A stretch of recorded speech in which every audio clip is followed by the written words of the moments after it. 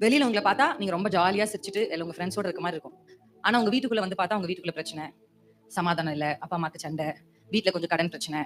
அப்படி இல்லையா அப்பா உங்கள புரிஞ்சுக்கல, அம்மா உங்கள புரிஞ்சுக்கல. அந்த மாதிரியான ஒரு ஃபீலிங். இல்ல நீங்க எடுத்த சில டிசிஷன்ஸ்னால உங்க லைஃப்ல ஏற்பட்ட ஒன்று. அப்படி யாராவது நீங்க வந்திருந்தீங்கன்னா, ஏசப்பா உங்ககிட்ட முக்கியமான ஒரு விஷயத்த சொல்ல சொல்லி அனுப்பிச்சிருக்காரு.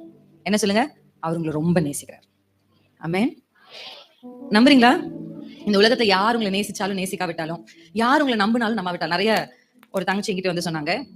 அவங்க லைஃப்ல ரொம்ப கஷ்டமான ஒரு தருணத்த என்னோட ஷேர் பண்ணாங்க. ரொம்ப பெயின்ஃபுல். அந்த பொண்ணுக்கு அந்த அந்த பாதை ரொம்ப பெயின்ஃபுல்லா இருந்துச்சு. அப்ப அவ என்கிட்ட கேட்கும்போது, அவ என்கிட்ட எல்லாத்தையும் ஷேர் பண்ணிட்டு நான் சொன்னேன், "ஏன் நீ இத போய் உங்க அப்பா, அம்மா கிட்ட சொல்லல? நீ சொல்லியிருந்தா அவங்க அண்டர்ஸ்டாண்ட் பண்ணிருப்பாங்கல்ல." அப்படின்னு சொல்லும்போது அந்த பொண்ணு என்கிட்ட ஒரு வார்த்தை சொன்னா. என்ன சொன்னா தெரியுமா? "அவங்க என்ன நம்ப மாட்டாங்க. நான் சொல்றத அவங்க நம்ப மாட்டாங்க." அப்படின்னு அவ ஒரு வார்த்தை சொன்னா. ஒருவேளை அந்த மாதிரி ஒரு ஒரு என்ன யாரும் நம்புறது இல்ல. நான் அன்னைக்கு செஞ்ச ஒரு சின்ன தப்ப வச்சு, இந்த நாள் வரைக்கும் என்ன திருப்பி அவங்க நம்பவே மாட்டேங்கிறாங்க. அப்படின்னு நீங்க ஒருவேளை இங்க வந்திருந்தாலும், இன்னைக்கு ஏசப்பா சொல்றாரு, அவர் உங்கள நேசிக்கிறாரு.